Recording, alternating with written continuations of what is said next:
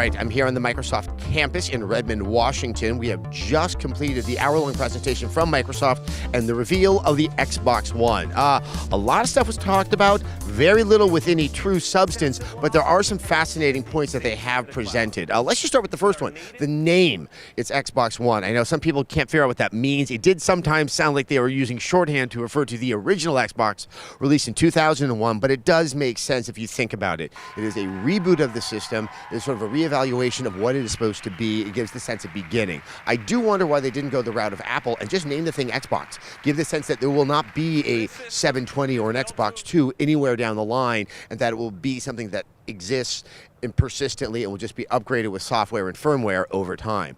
More importantly, the thing they began with the television, with the easy way to move between TV, between games, between your music, that seems to be the strongest and the most exciting aspect of what they presented today, and clearly has been the focus of their intention since they started development on the system. Go to music. If this works, this could be that signature living room hub, the ease of moving between various types of media. The first thing I thought of is how many games I tend to be reviewing during March Madness and how much I would just like to pop out and check the scores and get back into what I'm supposed to be doing. There seems to be a lot of fun, convenient application coming out of that, and a lot of room to grow into something that could be very dynamic and really could turn the television into that centerpiece and really take it away from what the PC has been. Now, following that point, I must say, Microsoft seemed to be making exciting statements that didn't seem to really muster up. In particular, in their talks with EA and this sense of partnership, there was no sense of what that partnership was going to be. There have been a lot of rumors they might become the exclusive console for the FIFA franchise, which would give them dominance in Europe, and instead it seems to be more that there will be exclusive content that will only be available for FIFA on the Xbox 360. Given the fact that FIFA is such a worldwide phenomenon and has been responsible for Sony's performance inside of Europe, I cannot tell if an exclusive content is really going to offer that kind of sea change in terms of the dynamics and the market share that we see on the European and continent, and of course in the UK. Now, the games themselves, I did not expect to see many games. I do know they are going to be showing more at E3. They have identified 15 exclusive titles for the Xbox One, and 8 of them are new IPs. That is very reassuring. I have no reason to think that that is a falsehood. We do need to see more of it in the future. One of the things that I would like to stop seeing at these presentations is showing trailers and saying that this is a look at a game. Forza will always look good, but that was a trailer, and to just see something that was more demonstrative, because racing games are such a good way to see what the power of a system is. It really was a disappointment that they didn't take advantage of that one moment to get a sense of what the leap in visual fidelity will be from the Xbox 360 to the Xbox One.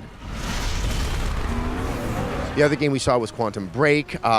Guys, we have to come up with new words, because I was thinking about Quantum Dream and Quantum Leap.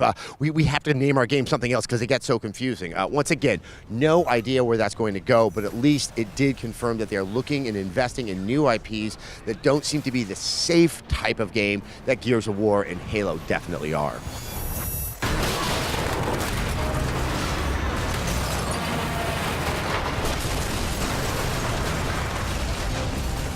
The idea that Xbox will also now be doing their own independent television productions, highlighted, of course, by Halo, with the participation of Steven Spielberg, that is very, very appealing. How big this is going to be, how this is going to work in the long term with a level of investment is yet to be seen, but the fact that they did bring in a former executive from CBS to oversee this does seem to be a very major pillar of what Microsoft is doing. But without talking about what more of the products are going to be in the future, it's hard to tell if this is going to last far into the lifetime of the Xbox One. When it comes to the hardware itself, they did give us specifics that don't exactly tell us much. The RAM, it's 8 gigs. We don't know if it's DDR3 or DDR5. They didn't say if it's an x86 architecture, although I do believe it probably is. I have every confidence this is a powerful system that will make games look very good, but they really do seem to be downplaying what's under the hood, whereas Sony, in contrast, back in February, seemed to really position that as a strong positive for the system.